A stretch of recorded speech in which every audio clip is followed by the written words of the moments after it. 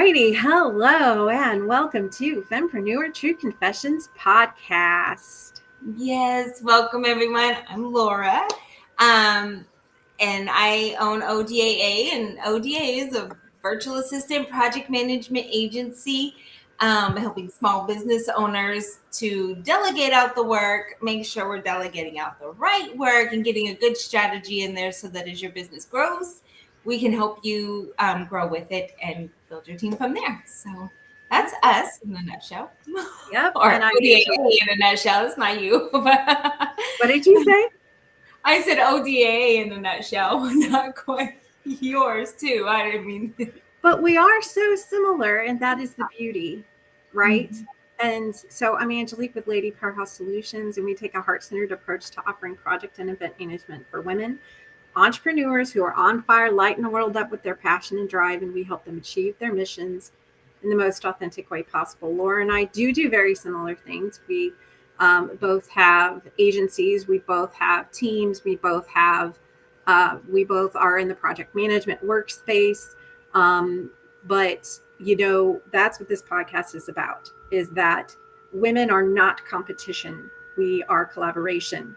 That is who we are in our essence. And I feel like, when we entered the quote unquote marketplace and we started working, in a World War, whatever it was, I'm terrible at history. We came in and we were basically just brainwashed, like from that patriarchal mindset, right? To see that, and especially as we moved into corporate and started moving up the ladder, there were so few seats for women. And if they were there, then we had to push other women out in order to get them. Yeah. And can you imagine though? And I think this is starting to happen now. Instead of competing with each other, we supported each other, so that the best fit was there in that chair, right? That feeling of being able to work together, and again, not see each other as competition. You and I have talked about it before, like that need for support broke me away from that idea of I can't turn to someone because they're my direct competition. I needed support. I needed answers. I needed someone I trusted to talk to. And for me, that was way more important than whoever the F was going to steal whatever from me, right? I'll have to rebuild then. But at least then I got the support I needed, whatever. But it really needed to just be that step out and really just be like, you got to get us somewhere. You're going to have to trust someone. Just jump and do it, which was one of my very first things of trust in business, and that leap of faith.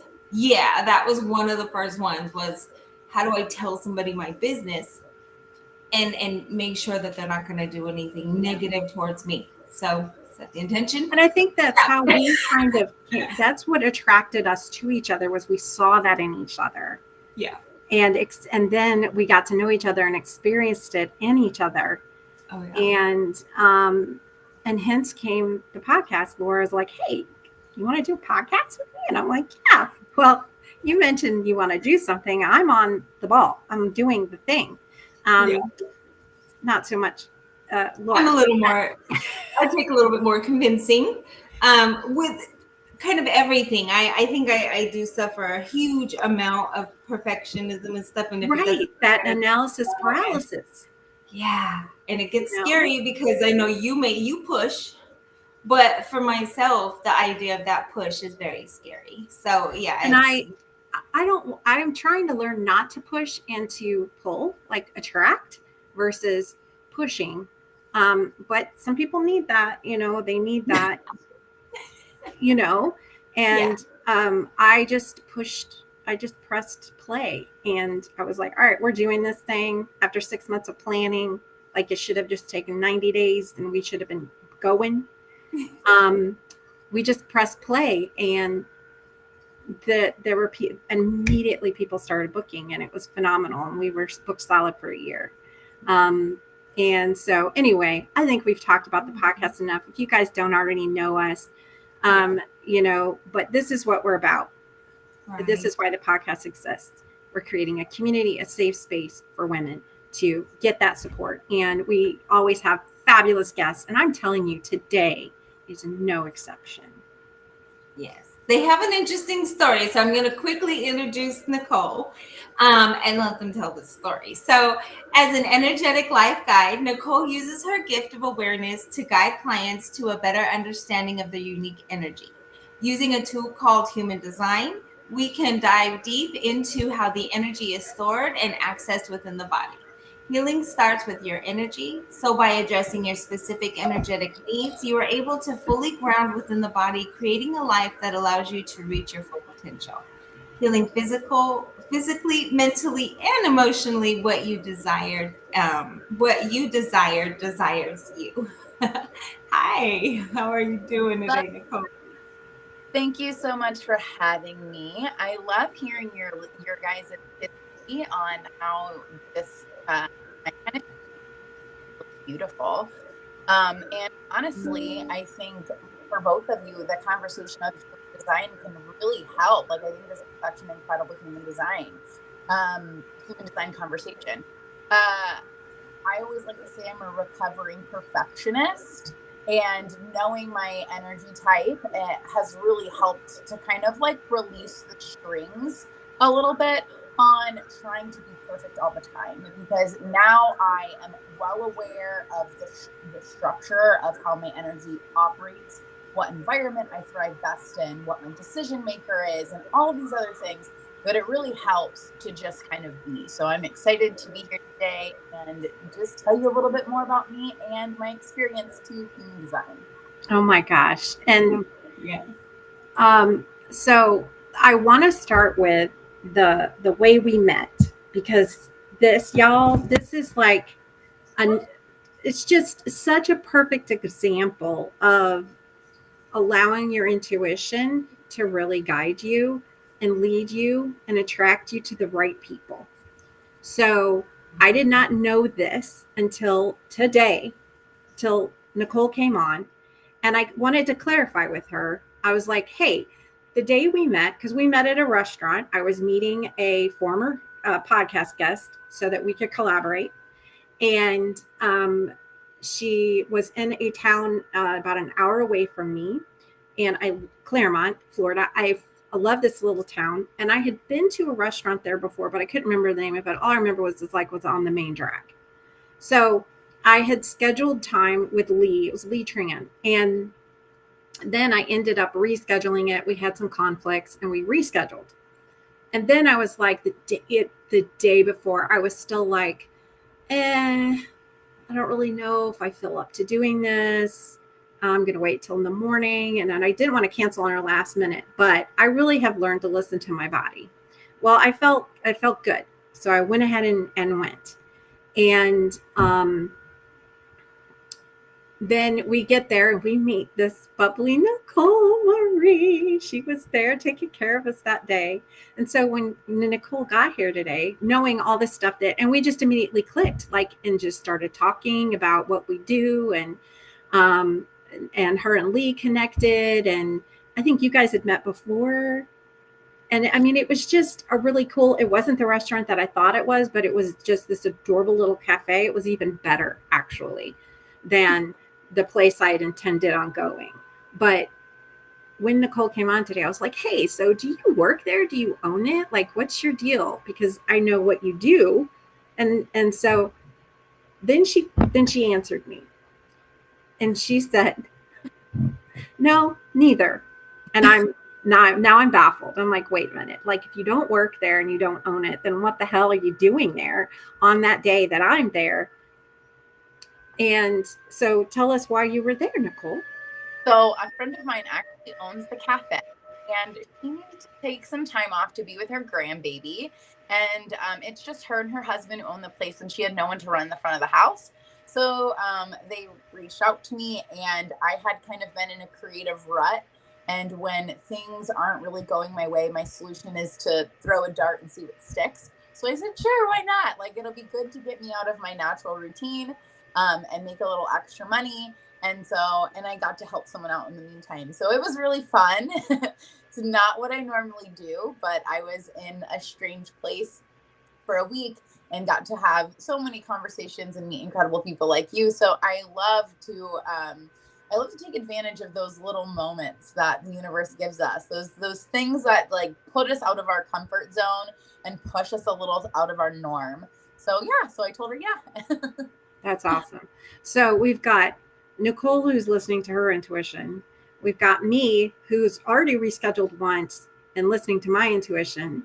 I'm just putting my finger on a place, thinking it's one place when it's, I mean, all of the pieces came together and brought us together. And human design is another thing. I immediately, I had a coach that I was working with. She was going to be a pro bono coach and offer her services for a nonprofit that I was working on at the time. And she's the one that introduced me to human design, but I didn't know my birth time. I had my birth certificate, but I didn't know the time. And I knew I had it somewhere because my mom was into astrology and had done my charts and things like that. So I knew I had it somewhere. But anyway, so I was in the process of trying to, well, y'all are just popping in and out on me today. Always me. And now the guest is gone. I mean, like, but anyway, she'll be back just like you were, because y'all can't stay away from me. I'm magnetic. You are that amazing. Yes, absolutely. I'm just saying. So anyway, juggle thing here today. Sorry, guys. Internet is always an issue in the country. Yeah. So. Yeah. But so I just feel like this is meant to be this connection with Nicole. I mentioned to her, I didn't, I'm still trying to find my birth time so I can have the human design done, because I really want to get it done. There, see, I told you she'd be back. Yay. And she was immediately like, oh, that's no problem. I can get that for you within however many, I don't know, nanoseconds it was. But so I just feel like this was very much a magnetic, like, drawing to each other and connecting and following the universe's, nudges. And now here she is here today. And on top of that, Nicole pulled some cards, right? But she's like, I'm going to pull a card for today, Nicole, tell us what happened when you did that. So I was actually pulling from the Mystic Wisdom card deck. So it's an oracle card deck. And I always like to kind of set an intention before I do anything. It allows me to be present and align with my energy. And a little motto that I live by is only move as fast as you can stay aligned.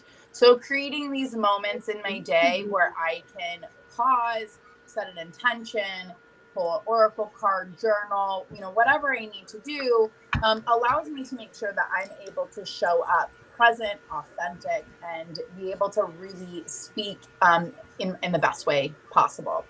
So I was shuffling the deck and I was asking my guides to give me just one card that I needed for today. Maybe this was something that I needed to talk about, something that someone needed to hear. Maybe it was something that I needed to do for myself to make sure that the message got through clear. And 6 cards came jumping on out of me.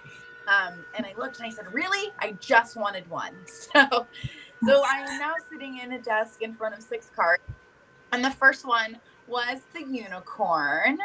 And it was all about inviting serendipity into our life, which is why the story that Angelique told was so special and so important, because it really highlights how when we allow ourselves to just kind of release control of what we think should be happening or what we should be doing, could be doing, rather be doing, and really trust those inner nudges and those like inner or almost silent voices sometimes, that we end up being divinely placed and having opportunities essentially just fall onto our lap, which is a lot about what happens when people are going on this journey of self-discovery and understanding their energetic self. It's because they have been trying and they're tired. They're sick and tired of being sick and tired.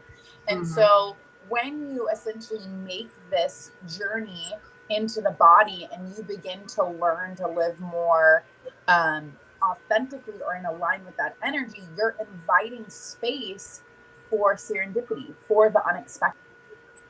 expected to happen. So that was the second card that came out was all about new beginnings and new opportunities. And, I think that one's pretty self-explanatory. Yeah. A lot of things in my life currently, I'm a very complex creature. And I'm going to just use some human design terms for those who may know the terms or want to just to explore the terms more. I am a projector. I'm considered a 1-3 triple split emotional projector.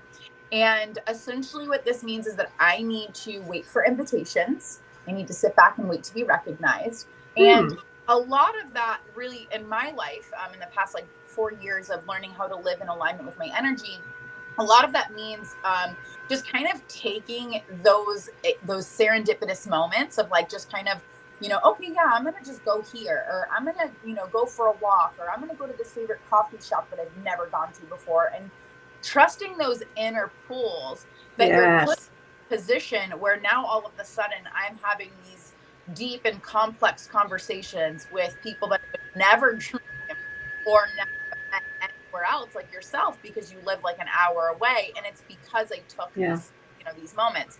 So, when we're talking about new beginnings, it's about allowing ourselves to kind of have the space to be in this new era so we can bridge the gap. And a lot of the sacred work that I'm doing, yes, I'm an energetic life guide, but I also work with children and homeschool families and teaching them how to live in alignment with their natural energy and how that impacts nature. So I have these very complex passions. And now this is an opportunity, a new beginning for me to learn how to bridge that gap and come new forth. So by learning from my legends, learning from people who inspire me, right? I get to take advantage of these things and avoiding the 7 deadly sins of, being lazy. They all kind of, it's funny how all of these cards enter overindulgence, right? Because a lot of the times, as entrepreneurs, as females, as either one of these or both of these combined, right? We tend to have these big ideas. And the first thought that comes into my head is, oh no, I can't do that. Who am I? Oh God, no. Right. And so we get stuck in this pattern of repeating these 7 deadly sins of, being, too lazy, or we get, overindulged in things that make us comfortable, which keeps us from starting, which keeps us from our new beginnings. Right. So, being able to tap into our own inner knowledge and learn from our own being, from our own experiences, and say, okay, what has worked in the past? What do I desire, now? Then we can tap into our inner dragons and understand that everything that we desire just takes courage that's living inside of us. So it's ironic how just these 6 cards happened to pull out. And right before we got on, the last card that came out was the 7 person. And that basically shows us that when we unlock these 6 things, that we are in complete alignment with ourselves and the universe and anything possible. So I guess I could just drop the mic right there. I think you're done. I mean, that just... Yeah. It was funny recently. I work with a coach, and she was she was a past guest of ours. Poor kid, sorry. But she introduced me to human design when we were going through stuff. So I, doing her embodiment business program and stuff, and human design was part of it. Now I know astrology, and I study things, and I'm in spiritual stuff, and I'm a real big, what is that? What is that? Ooh, that's new. What is that? What is that? I like seeing where things are. Well, she brought in the human design thing, and it came in as more of a quick, what are you? So I'm an emotional manager. So very much so, makes total and complete sense. And I can't make decisions without sleeping on things, apparently. That is the big thing I've done. Don't make a decision until you've slept on it, which is not my always go-to. So it was really funny because when she started talking, she's like, there's other people around us is people that have open places and stuff. She looked at mine and she goes, this is so strange. She goes, every single aspect of you is closed except your ego. The only thing open on me is my ego. That's your heart center. And I'm like, well, I don't think of myself as egotistical. I can be very selfish. But that's a misunderstanding too. Yeah, that was the thing, is that where I see ego, I had to learn where that was coming from. Yeah. But it was very interesting to me because I feel like someone who's the most lost. Like, I don't feel much. People are like, my intuition is like, oh, there and this and that. I'm not a very feeling person. So when you hear emotional management, I'm like, really? Because I am the one who all my life has shut out the emotions. I haven't been a very emotional person. We kidded with my son the whole time. Like, you don't have sensitive parents. I'm sorry. Yeah. We're just not the very sensitive type. But it really was that. So it was interesting to hear that afterwards. And apparently my Chiron return is next year. So I'm almost May. So I don't know what that means, and I'm still learning. But it was very interesting to hear that, because I've always thought of myself as very just kind of out there, kind of goofy, not super wise, not super, like I soak in a lot of information, but I don't necessarily think I give it out in a very good form or whatever it is. And I've had to learn that, but I did learn with that is that because I am who I am and I'm close the way I am, that I needed to accept that I wasn't going to behave like other people. Like, that was okay. Girl, we all need to learn that lesson, right? Well, Lee is joining us from LinkedIn. Thanks, Lee. Welcome. Nice to see you. Yes. And I can also say this is all your fault. Like, if it weren't for Lee's openness and willingness to meet with me and to talk about possibilities between us, then I wouldn't have met Nicole. And Nicole, I just cannot tell you just how grateful I am that you're in my life, and you haven't even freaking done anything yet. But I really feel like that really strongly, as you can tell. But I want to dig in a little bit because, when we have guests who want to come on, we have them fill out a questionnaire and they answer these questions. And sometimes they're not very thoughtful answers. But sometimes, most of the time, you can tell people really have put in thought. And I can tell that with you. So some of the questions we asked about abundance mindset: do you believe in it? What do you think it is? And one of the things you said was, and this is why the episode is titled the way it is, that you've learned there's no such thing as competition. Who I am meant to serve will recognize me. And I just freaking love that. I have already got, like, that quote you said earlier, only move as fast as you can stay aligned. Girl, that is my jam. I love that. That is going to be a meme in our social media immediately. I might even steal it. But, and then the other thing was that you partner and collaborate with all kinds of other people, coaches, media, and specialists, because there are people out there who can serve your clients in ways you cannot. That doesn't mean that you don't have the skills, experience, knowledge, any of those things.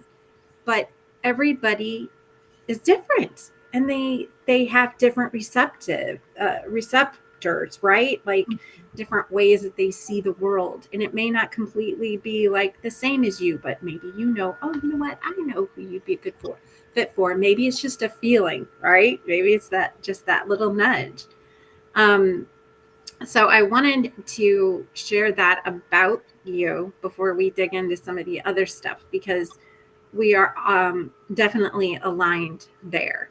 And I love that you use the word aligned and not balanced, because balance is again another thing that I think that we spent decades trying to achieve as women in the home, working and doing all the things. Is this home life balance, home work balance? That's not a thing. I think it's the best way to describe it. And I know ebb and flow is kind of how we, you're not really balanced because you're always flowing. So you are in and out. Well, if you're in alignment with your core values, no matter what you're doing, whether it's with your personal life, your work life, your passionate, whatever, if you're aligned in all those things, you've now got balance. Yeah. So there's two things if I can real quick. Yes. So the first one I would like to talk on is when you talked about how I explain how I work with different people. And I'm a storyteller by trait. I have the 1331, and it's part of the medicine woman, and I heal people and help people by the stories I tell. So I would like to share an analogy to kind of really drive this point home. And I have an 8-year-old son, so my stories are very 8-year-old friendly. So bear with me as we go on this one. But one of the things that I learned is that almost everyone on this planet loves ice cream. Almost everybody. Maybe not everyone likes the same type of ice cream. Some people will prefer shaved ice, sorbet, you can call it whatever you want, frozen yogurt, right? But everyone loves a sweet treat, right? So I have labeled myself as pistachio ice cream. It is a very acquired and specific taste of ice cream. Sometimes people will come into my shop and they'll be like, hey girl, I would like some mint chocolate chip. And I'm like, well, I'm green, but I'm pistachio. It's not the same, right? You have some similarities. Pistachio. So when I started really kind of tapping into this like abundance mindset, I realized like, okay, I cannot get offended when people don't like pistachio ice cream. I just can't. If I am going to be born on this earth as pistachio ice cream and as complex of a being that I choose to be, then I can't get upset that not every person loves pistachio ice cream. However, there are some people on this planet who absolutely love pistachio ice cream. And those are the people I'm for, right? Or there's people on this planet who desire to try new things, and they want to go on a flight of ice cream sampling. They want to try all the flavors. I love it. Then I'll be in that flight, girl. Go ahead, put some pistachio ice cream. You might love it, right? But I think that really helped me so much to understand that like I'm not everybody's flavor of ice cream. I'm not everyone's cup of tea, and I'm not everyone's jam of music, right? So like I don't take it personal when someone says, oh yeah, but I get this. Okay, girl, on to the next. I'll see. I'll lesson release. Right. And it's a lot easier for me to not absorb all of that, right? Because the body keeps score. At the end of the day, when we're going through all of these motions of life and we're taking everything so personal, well, I really wanted this opportunity to work. I really wanted this thing to happen, and it's not happening, and we're absorbing it. Why? What did I do wrong? What did I do? 90% of the time, it has nothing to do with you. The person don't like pistachio ice cream. Right. And I think that the quicker it was for me to accept that, the easier it became for me to just shut it and just keep on going. All right, have a good day. Thank you. And again, like it was like a real quick, shift in mindset. And like, I think that's something that people don't talk about, right? Is that, as women, we have this, any person on this planet has like this natural, like people pleasing, but women specifically, we have this natural urge, this desire to feed everyone and to do everything for all of the people. And like, I don't want to. Like, some people is too neat for me. Some people are too whiny for me. Some people are just too scary for me. And that's okay. I will love everybody the same. But the moment that I was able to get so clear in my energy and say, okay, this is who I am as an energetic person. I am a projector. This is my decision maker, like being an emotional being, right? And Laura, I can relate with you because that emotional wave, girl, mine was like a tsunami. So trying to like open the floodgates of all these emotions, I'm like crying 1 second and be like, okay, we're good. We got this. The next, I'm like, Jesus, why people get diagnosed with mental disease? It's like, what are we doing? But it's really just allowing ourselves permission and space to feel all of those things, to be all of those things. And then the right people, the people who really like pistachio ice cream, they gonna come and be like, oh, that's pistachio right there. That's what I need. I want this. And that's a prime example of how we met, right? Like I'm in an element just doing like, yes, this girl, you recognize me. I want to talk to you. I want more of you. Can we do this? Perfect. Yes. You want more pistachio ice cream? I got plenty, girl. How you want it, in a cup, a cone, how you want it served to you, right? Yes. And there's no competition at that. You know, I collaborate with other projectors. I collaborate with other coaches and mediums and do things. And a lot of us use same modalities, but my delivery, you know, the way that I do it is not the same as everyone else's. And that's okay. Yeah. And, you know, another thought that just came up for me is, you know, we also, I'm need to make an appointment with you. And I said that when we met and I didn't do it, but we need to give ourselves permission to get support from other people that do the same thing we do. Laura and I are prime examples. We help each other all the time, not just in our businesses, but also we literally help. Like, I recently reached out to Angelique, and I have a client where I'm like, I really need some help with this. Would you mind? And she came in, and that's great. We can work together and be able to do that. And I tell people all the time, like, you know, you're looking at getting staff, you're looking at building and all of that. If it's not us, yay, fine. But please let it be somebody of quality that you have a good experience. That is my beg, my intention every time, and my ask always is that if not us, please somebody. So where it's like, depending on the circumstance, like, I know somebody, like I can even do an introduction, and that seems so strange. And if somebody is not comfortable with me, we will not work well together. And this is your business. I don't want to do that to you. Let's find your fit. I just had a client that I had worked with before come back to me and go, hey, I'm ready to do this thing. And this is what I want to do. And I had to say to her, well, I may not be the best fit for you. And that felt and sounded to her counterintuitive. Wait a minute. But I've worked with you before and I want to work with you again. Great. But here's what I recommend. You know, like, start here, then come to me. And I referred her out to somebody that could help her because they are much better at what she needs than I am. And I'm okay with saying that, like, because ultimately I want you to get the most bang for your buck, and it may not be with me, and I'm going to say that. But one of the other things that you touched on, this alignment. Now, you had your own struggles with alignment, and that is how, or what allowed you to become a master of the modalities that you offer, right? And I think that when that was one of your comments when we asked about leading through action. Well, you lead through action because you've been there, you've been in that trench, and you're when you are working with a client, you're in that trench with them again, so to speak, right? And that makes you pretty damn good at that because you've been there.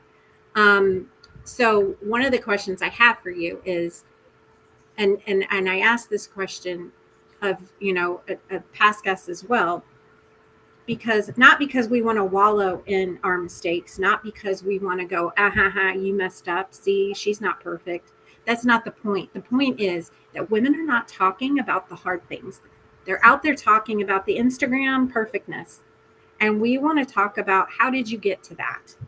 What brought you there? What was your journey like? Because other women need to be able to relate to that and connect with you that way. So I would love for you to talk about one of the struggles you had with alignment in the beginning.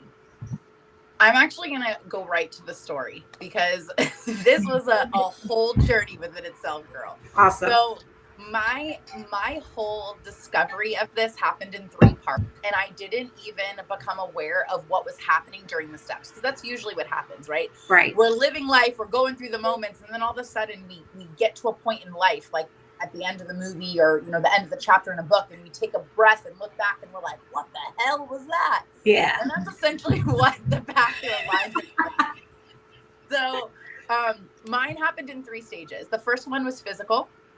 And I'm going to start with that one. So I was considered permanently disabled at the age of 23 from the military. And I had 11 surgeries before I was 30 years old. Okay.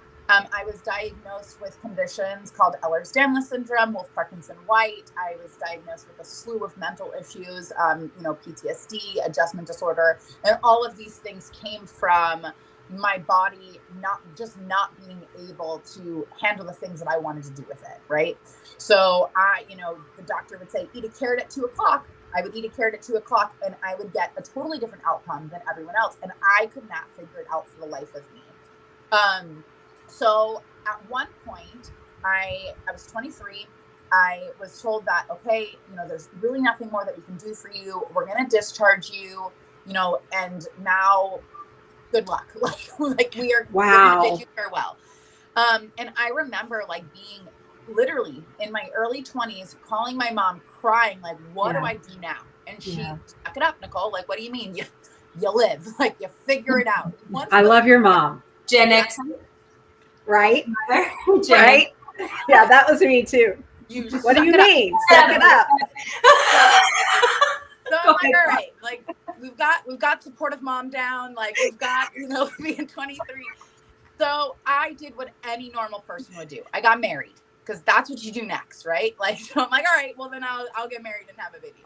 So I got married and, everything was great at the beginning because it was really what I needed to anchor myself. There was days where I didn't want to get out of the bed and, that marriage, that circumstance gave me a reason to get up and keep going. Mm-hmm. So a few years into the marriage, I ended up getting pregnant, which was a whole thing within itself. But luckily the pregnancy stuck. I was healthy, went through all the things and had a baby. 2 years later, I was 231 pounds at my heaviest and I was miserable. I was like, okay, I did all the things, where are we? And I remember looking in the mirror one day and saying, who the hell is this girl and how did we get here? So this is where the journey begins. My husband was in the bathroom. I barged right in and I was like, hey, didn't go anywhere. Hey, I'm going to compete in one of those bodybuilding competitions. And he's literally sitting there looking at me like, what do you mean? I said, the one on stage with the girls in the little bikinis and their butts hanging out. I'm going to do that. And he's like, okay. And I said, okay, here's the deal. I'm going to lose the first 50 pounds on my own, a coach, and I'm going to compete in 30 months. And he's like, you do realize that you have to lose a lot of, I think you're beautiful the way you are, but you're yes, I have to lose 116 pounds in 13 months and I'm going to do it. And his only response was, okay, but I'm not doing it with you. That's fine. I'm doing it anyway. Right. So I ended up going on this journey and I did it. Girl, everything that could have gone wrong that year went wrong. I lost a really close family friend. And I just remember that I was met with some of these deadly sins. I saw where I was over my life. I saw these things lifetime. I watched myself become so immensely aware of the habits that got me into that position to begin with. Now, meanwhile, I'm breastfeeding a baby and I am also still dealing with, the repercussions of my body saying what the heck are we doing now? You were told you were going to be in a wheelchair at 25 and now you think you're going to just lose 100 and something pounds in a year and just be okay. So there was so many things that I just looked at this water and I was like, we're just going to go. Whatever's going to happen, we're just going to go. So at the end of the 13 months, I stepped on stage. I placed 5th out of 27. I did the damn thing. And at the end of it, I ended up losing so much more than just the weight because I also ended up going through a divorce right at that time because I realized, okay, this was not the thing. So now here we are. Now we just went through this long 1-year journey and I was feeling the best that I felt about myself. Then my husband decided that I was no longer the marriage for him. Now I have my son, his 2 kids, and I'm sitting here and I'm saying, okay, now what? Now what? And I think that this is the point in any person's journey to alignment where they panic and they just go under a rock and they say it's not worth it, right? They're like, okay, whatever. I digress. We panic. And luckily, I had 2 of the most supportive friends around me that was not going to let that happen.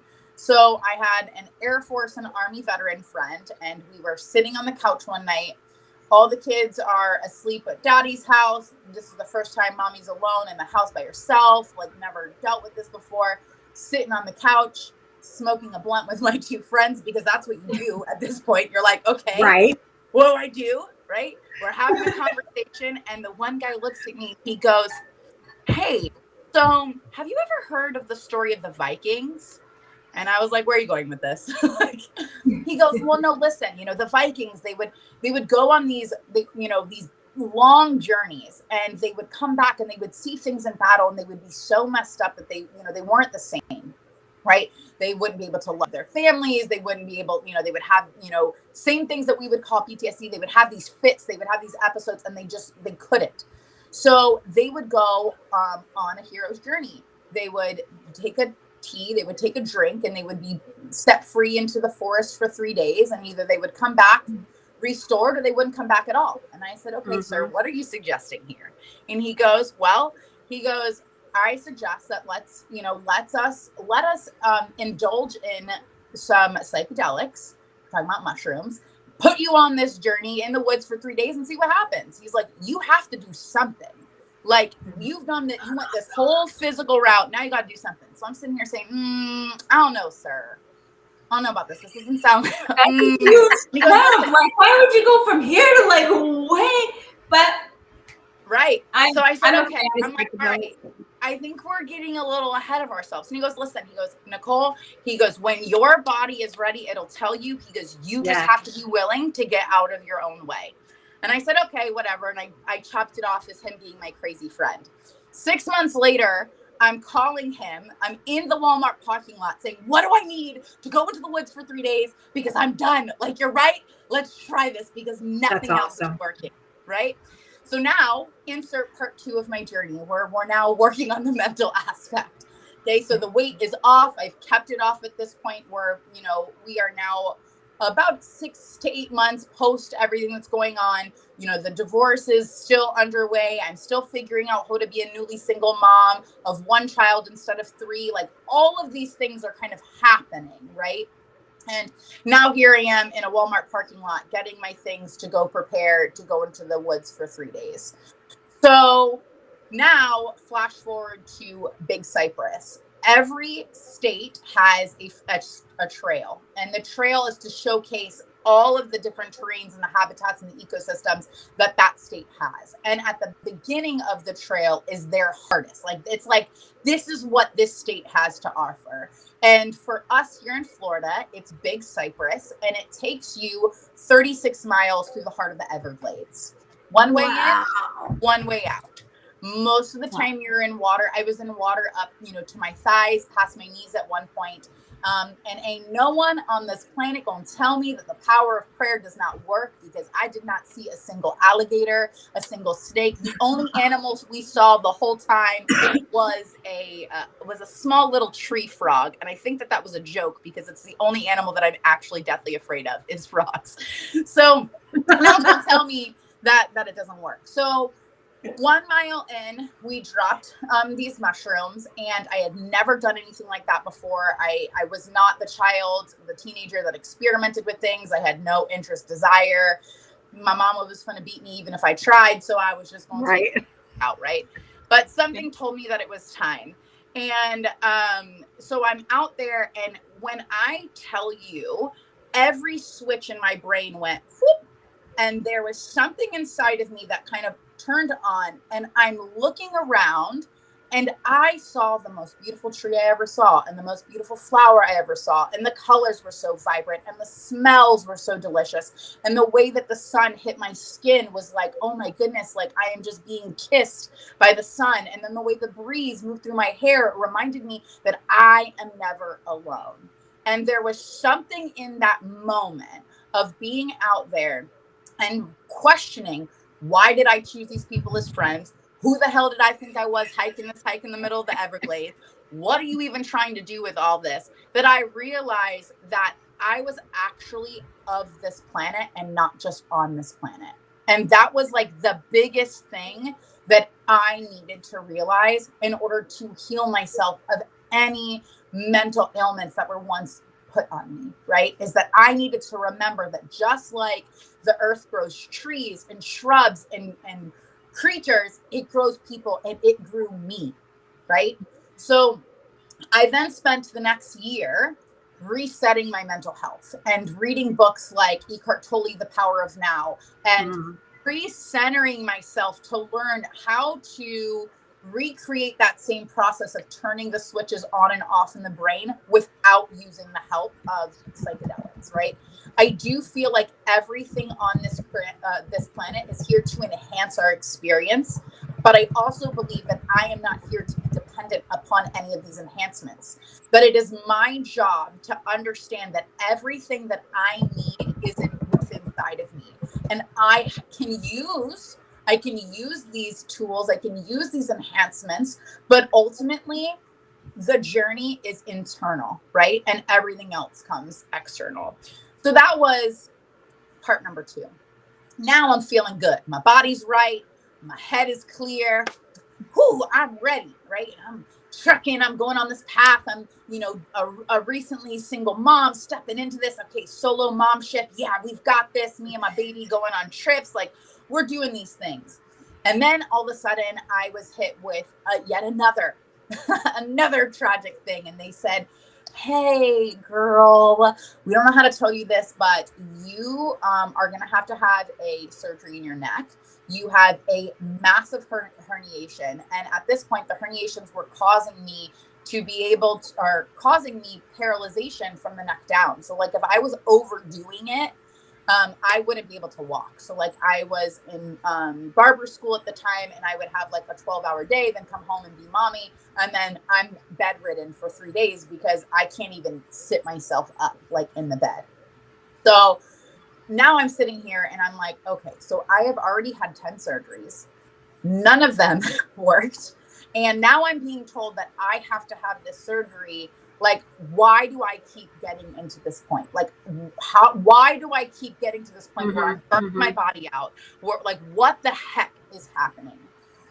So for the first time, I heard this voice that says, do the surgery. This is going to be the last one you have to do, but do the surgery. And I'm like, I don't want to. I mean, and I think the biggest thing was I had formed this relationship with anesthesia that every time, because I had so many surgeries, that each time it was getting harder for them to put me under and to maintain me. And then I was coming back angry, like ready to swing and hit people because I wasn't remembering. And I just didn't want to. And this voice was saying, like, be still, like, trust, like, this is going to be the last time that you have to do this. Just trust. So I'm like, I don't have a choice. Like, I need to be here for this little tiny human that at the time I think was 4 years old and was like depending on me. And I'm like, okay, I'm going to do this. So again, at the time I'm in a relationship, the guy says, don't worry, babe, I've got you. I'm going to take care of you. You take care of everyone else. I got this. Cool.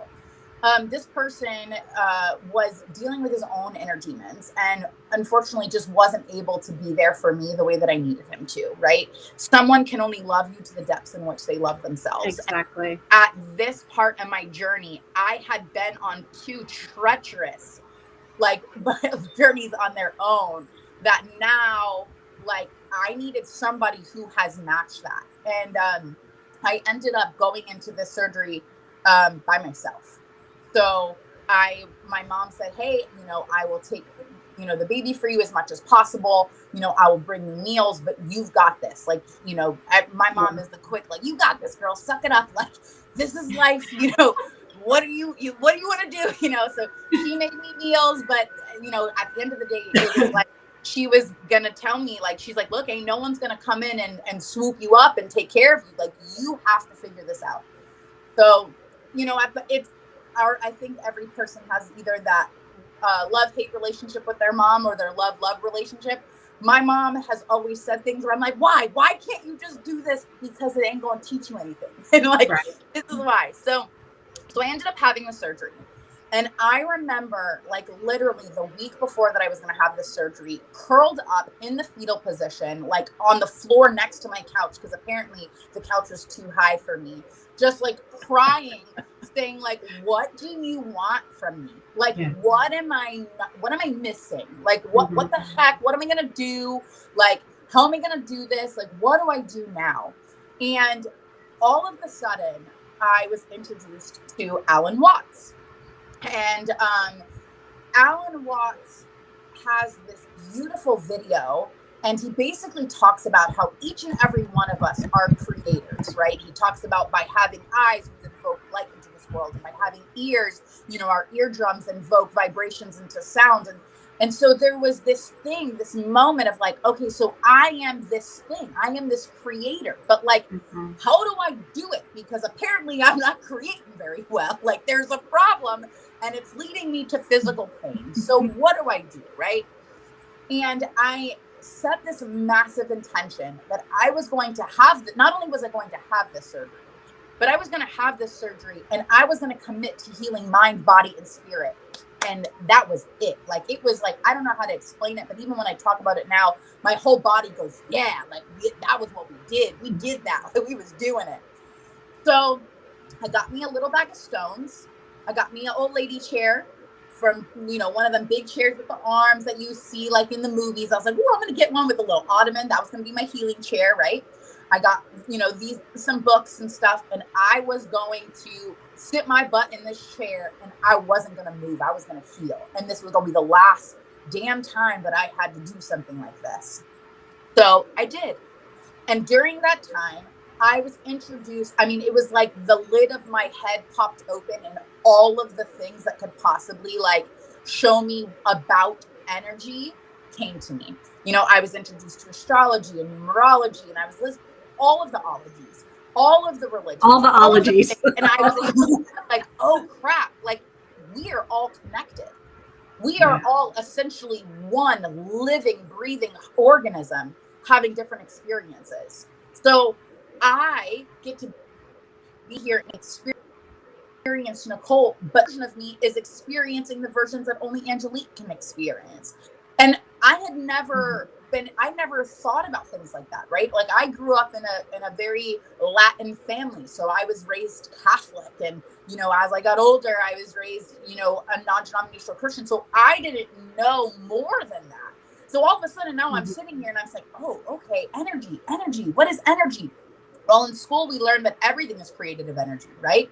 We learned that everything is created of energy. We learned that energy cannot be created or destroyed. And we learned that everything emanates energy, right? So oxygen is energy, gas is energy.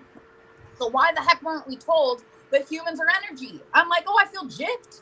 Why wasn't I told that I was energy?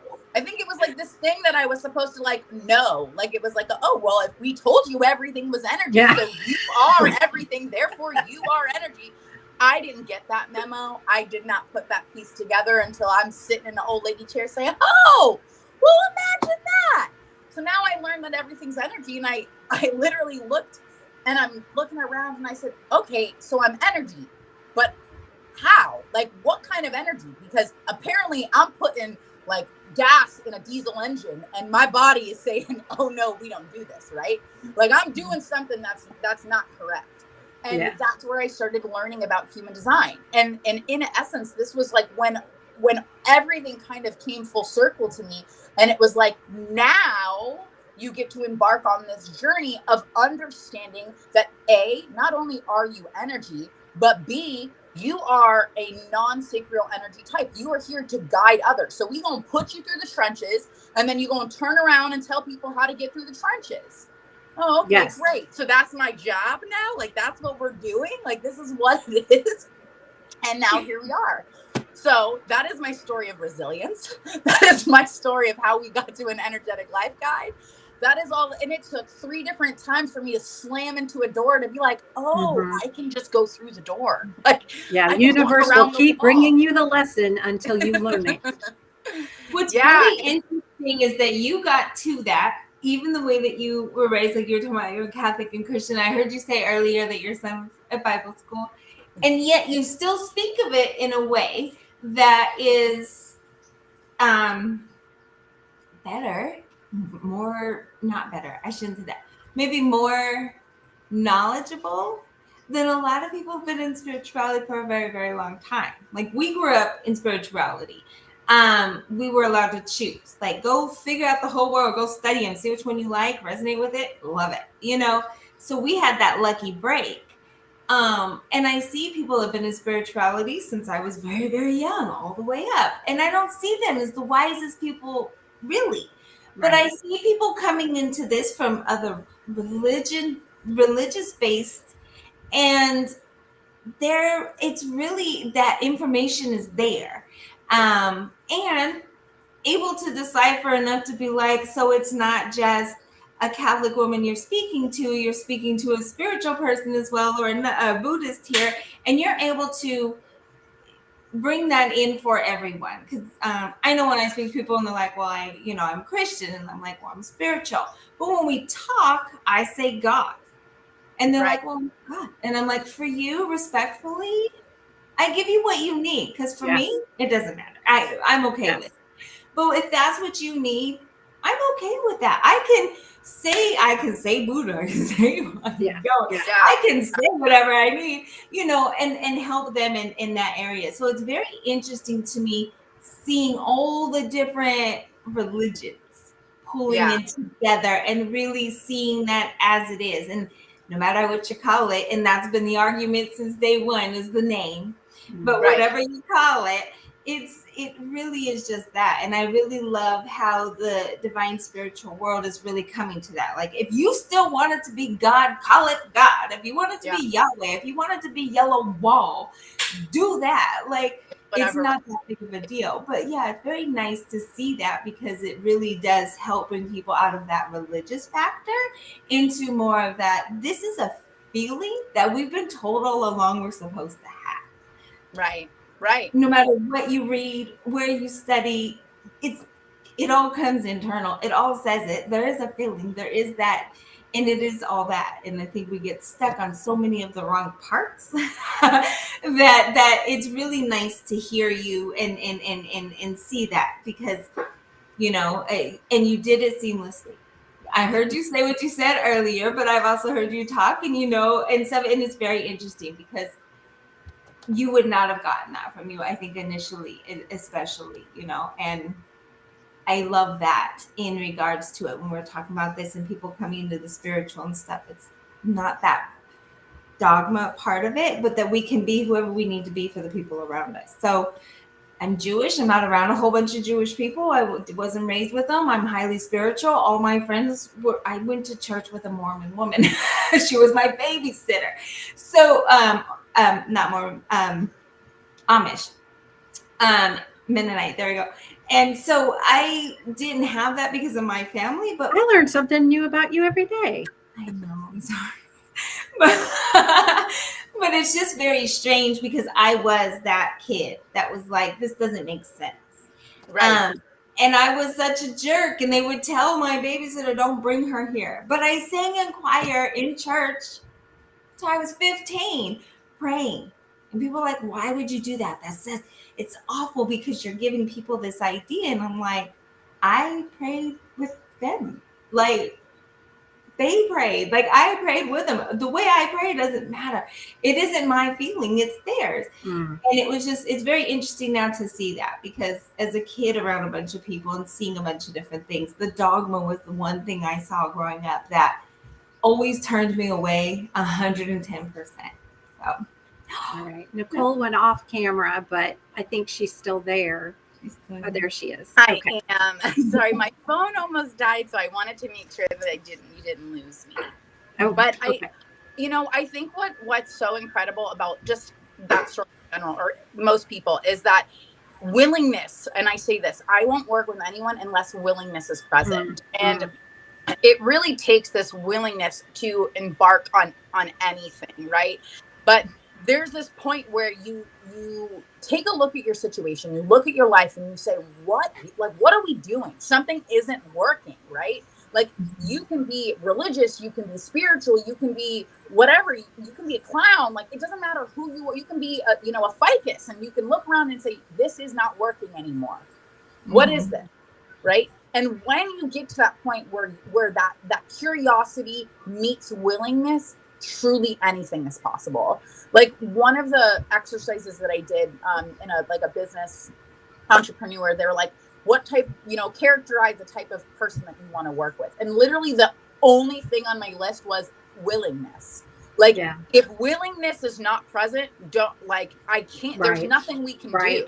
Because nothing that I can say, nothing that I'm going to share with you is going to stick because you're not willing to hear it. Like I share this story with you and there's funny parts. And I mean, there's so many different other things that I've left out in this very condensed version of the short story. But I share this story all the time to tell people that like, there has been so many times that I could have literally just thrown up the white flag and said, all right, Lord, take me now. Like, I mean, I don't know what else to do. And I didn't, right? And I didn't. And it was just, it was that burning passion, those burning questions of why am I experiencing this? What else more am I missing? Why? Like, I know that I have all of this goodness and this love and this heart and this passion in my heart to share. How the hell do I tap into it? And it was the moment that I was able to understand that I'm energy first. And then the moment that I was able to allow myself to get out of the own way, to drop any limiting beliefs of, okay, well, in religion, you can't learn about this, or in this, you can't do that. When I decided to say, you know what, clean slate, ain't no one else is in this body but me, and my body hurts, and I don't want it to hurt anymore. I need to know what the heck to do, right? I got out of my own way. I go out of my own way so that I can do what my body naturally wants to do. And what my body naturally wants to do is heal. It wants to heal, right? But there are certain things, right? So when we learn in human design, anytime I sit down with my clients, new clients, the first things we look at is A, what energy type are you? How is the energy stored and accessed in your body? B, what is the authority? What is your inner decision maker? Because no human on this planet is designed to make decisions with a voice in their head. Let me say that again for the people in the back. No human on this planet is designed to make decisions with a voice in their head. That voice is like, you're like a radio station, right? So sometimes it's mean, sometimes it's positive, sometimes it talks about squirrels, sometimes it tells you what you're going to have for dinner next Tuesday. Like, you cannot rely on that voice, right? So what do we make decisions on? And like we talked about at the beginning of this conversation, I am an emotional authority. So that means I have to get comfortable in sitting in the trenches of my feelings long enough to wait for neutral, right?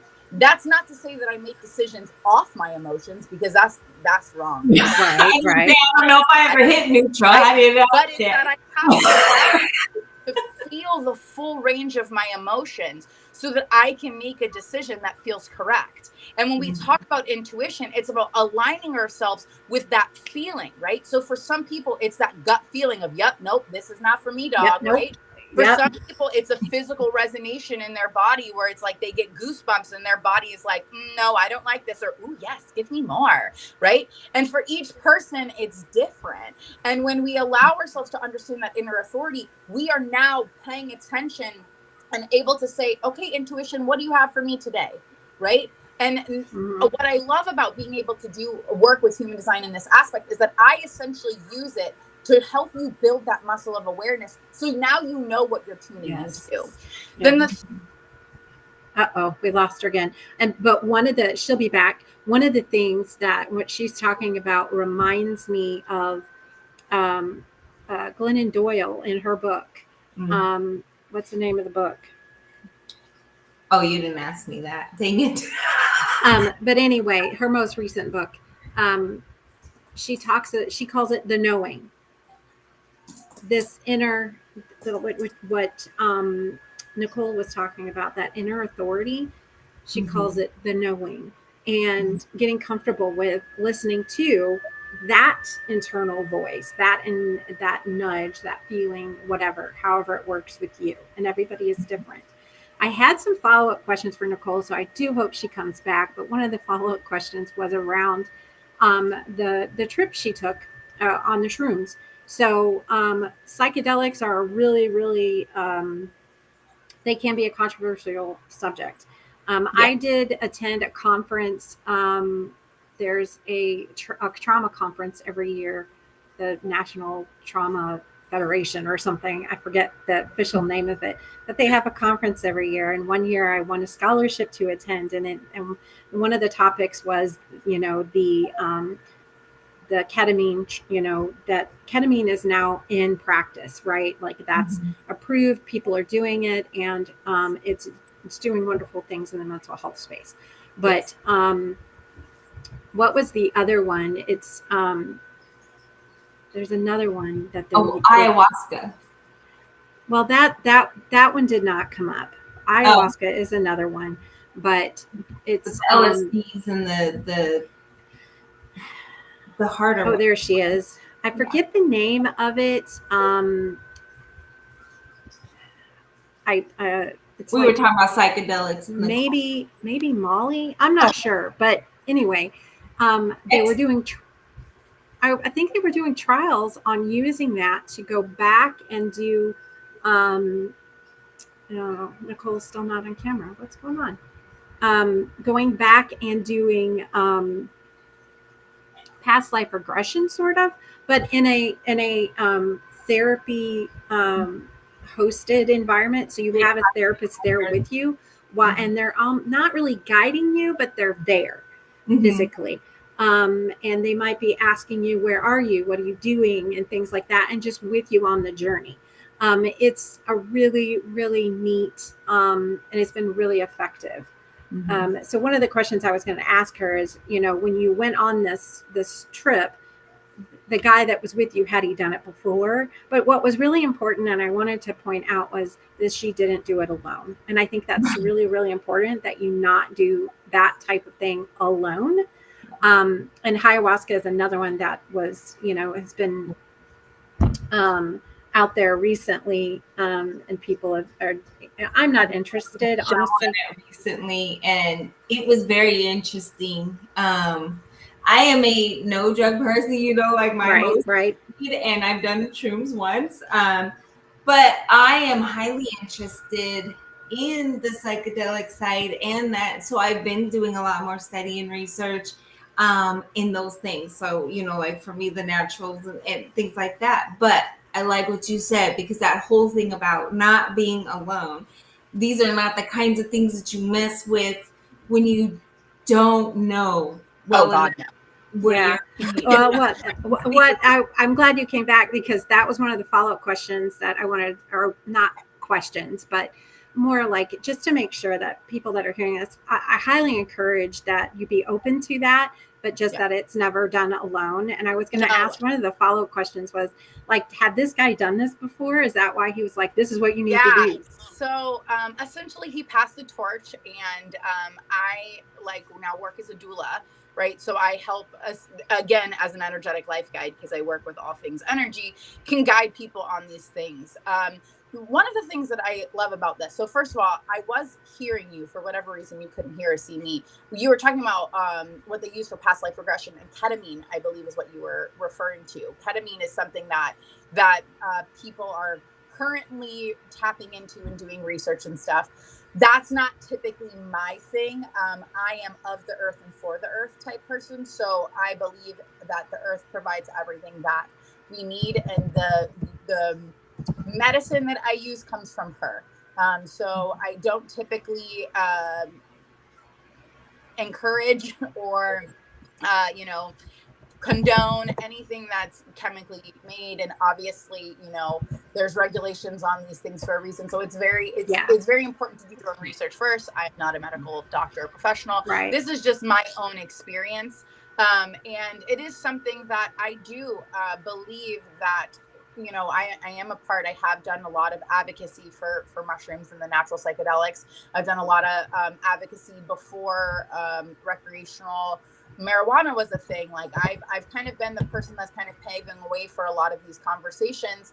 And really the biggest part of it is connecting back with earth, right? We are really of two things. We are of earth, we are of water, and we are of space, right? So we are created of both things. And so when we allow ourselves to kind of indulge and tap into some of these natural medicines and natural things that are earth has given us, right? And that can be as simple as going for a hike in the woods. Like, you don't have to put anything in your body, but just get outside and let the sun hit your face, right? So for me, I had an extreme story because I was in an extreme situation, but it's not for everyone. And one of the things that I advocate the most on is, it's not even about actually taking the substance itself, right? It's fun, you know, you can feel it, and you're for a moment, you're light, you know, you're lighter than you were and stuff. But really what's most important is day 2. And people don't realize this. The second day, and this is why, the second day is the reflection day. And it's the day when all of these things are kind of coming out of their system, and these switches are kind of turning back on, and you're kind of in this void, right? You're in this in-between area where you can essentially look around if you have enough awareness, or if you're with the right guide, if you're with somebody who has the gift, where you're in that in-between time, and they can help you look around, and you can say, okay, what can I do in this frequency that can get me back here? Yes. And so that's exactly what it's about, is that change. Naturally. And so the drug itself, the effects on the brain, kind of make us less inhibited and allow us to get to that frequency. And ketamine has actually already been approved and is being used. There are ketamine clinics, I know, here in Florida. But the conference that I attended, they were actually trialing MDMA. Yes. And there are natural forms. So MDMA is a synthetic drug. There are natural forms of MDMA that are, you know, also out there, and people are using those things. But the most important point was just that you don't do it alone, especially if it's your first time, that you do have a guide like, you know, Nicole, or, you know, even a therapist. There are therapists out there that are open to this. I know a couple. Just finding them. I know that need it. I know a couple to send to that do ketamine. So yeah. And you know what's so ironic? Like, I've had to kind of get over this stigma, but you know, I always make a joke, and I didn't lead with this because it felt like it was, you know, a very open space. But a lot of the times when I come in, it's like, oh, here's the woo-woo, right? Like, we're very much into the woo-woo, you know, pulling out oracle cards, talking about, you know, kumbaya in the forest, and, you know, talking about, you know, these plants having magical properties and stuff like that.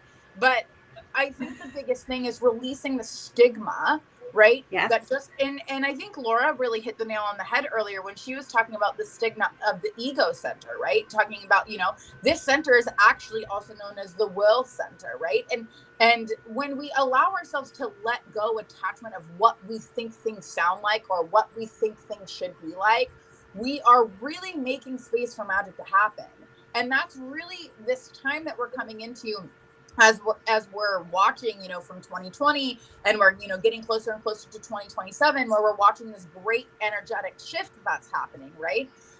We're watching that what's happening is that more and more people are learning that it's important for them to get comfortable with being in the void, right? And if you think of a woman's womb, like, how is a baby grown? In the womb, in the void, in the space of essentially nothingness, right? So if you want change to happen in your life, then you have to get comfortable with going into the void, going into those unknown territories, going into those unknown parts of yourself, so that you can reemerge in this beautiful and divine light each time, right? And it's this gift. I have what's called the 6124. And it's the gift of awareness. So what makes me such an incredible life guide is that because I have this awareness, I can watch, like, myself go through the steps of something, and then I can recite those steps that I went through, right, to achieve whatever I achieved. And then I can look at someone else and say, okay, you're stuck at this step, right? So that's how it kind of works. And, you know, to bring us all back to what Angelique said at the beginning, you know, as an energetic life guide, anytime I guide someone in my mentorship program, I sign a commitment to the self-contract, just like I have my client, person, friend, whatever you want to call them, journey mate. I have them sign one. And essentially on this contract, I am committing to allowing myself to go on this journey with you. So I'm calling in the experiences in my life again, because apparently the first 3 times that I did it wasn't good enough. But I'm calling these experiences into my life again so that I can help guide you. So as people are going through it, I had a client last week. She goes, girl, I don't know what happened. I said, you don't have to say anything, girl. I can tell you, I have all the same thing. All right, where are we at? and it's because I allow myself to go fresh into these experiences that I'm not coaching you from what worked 10 years ago. I'm in it. I'm in the trenches with you. I'm in the grass. I'm in the things, and I'm pulling out potent and fresh material each and every time. And you know, the biggest thing that I wanted to bring this back to, because I know that my camera cut off, was when I talked about meeting with my clients, that there was 3 main things. We talked about the energy, we talked about you know, the authority, but the third thing was the profile. And the profile is how you're here to do what you're meant to do. It's how you use this energy. It's once you're in the void, once you're in the trenches, once you're in this space, how do I learn? How do I interact with other people? How do I channel it and get an outcome? And for me, that's a 1-3. I'm an investigator martyr, an investigator experimenter. So I learn all the things, I drop into the rabbit hole, I study all the things, and then I go out there and I get messy with it. Okay, this didn't work, this worked, this didn't work, you know, okay, keep going and going through it. So a lot of the things that when I work with my clients is we're looking at these 3 things, and then we're targeting on what your goal is. Is your goal physical? Is it to not be in pain anymore? Is it to, you know, address some, you know, very massive issues or conditions that you've been faced with and you want to use your body more? Is it to open yourself up in relationships? Is it to really be authentic in your relationships and welcome more love into it? Or is it unlocking prosperity in your life? Right? Or all of the above. Yeah. And we take one step at a time, right? We take one step at a time.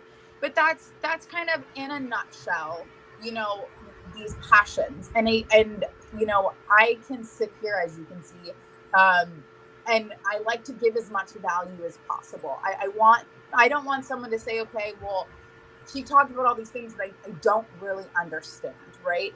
And at the end of the day, at the core of it, if you are willing to make a change in your life, it's possible, right?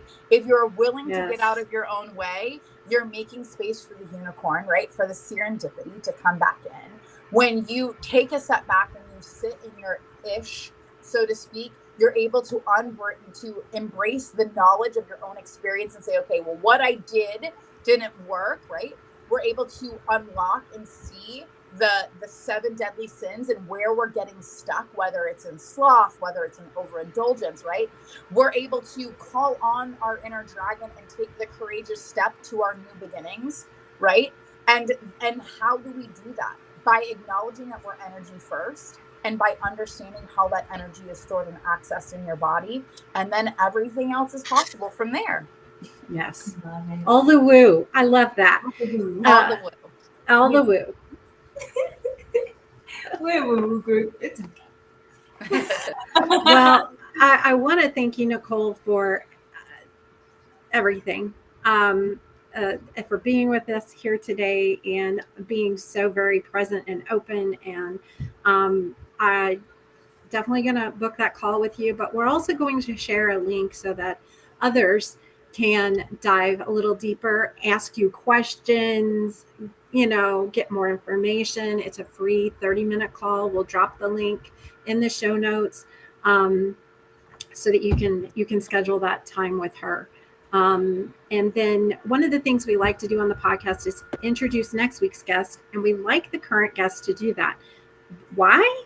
Because it fosters this sense of community and collaboration that we are all about. And so next week's guest is Maria. And Maria, we're going to apologize in advance for not being really sure how to pronounce your last name. We're going with Reiger. Isn't that what we decided? Yeah. Reiger. So Maria Reiger is going to be on the show next week with these 2 incredible ladies. And she is a trauma-informed parenting coach and best-selling author. A rocky childhood, including the death of a parent, led Maria to consider how to be a better parent in a crazy world. In short, more laughs and positive connections and less dictating and criticizing. Healing your traumatic past is key to a great relationship with your children. Maria specializes in empowering adults to reparent themselves in order to break patterns of generational trauma while leading peaceful households and transforming loving relationships with their own children. She sounds like somebody that I need to add into my arsenal. I know. And that's, you know what? Every single time, almost every single time, that's what the guest ends up saying is, oh my God, I need to connect with them. And so again, we just allow people to book their own slots, and the universe lines them up perfectly, better than we could ever do it. So yes, connect with Maria. She will be our guest next week. We're so looking forward to it. The last thing, our only little announcement this week, normally we're just like connect with us, but we just launched our sponsorships. So we're going to drop a link for that. We have 3 levels. They start out at $27. So very affordable. And we're going to be start doing that, start doing the sponsorships very soon. We've already got people lined up. We just have to get them to book. So book their dates for sponsorships, because again, we're going to let them pick when they want to sponsor the podcast, because we believe that it will all line up perfectly. Yes, absolutely. Everything worked out exactly as it should. Yes. Yes. Yes. Love it. So again, thank you, Nicole. So grateful for you. And we will see everyone again next week, 12 p.m. Eastern on Monday, June 17th with Maria Riker. Next time, guys. Bye. Thank you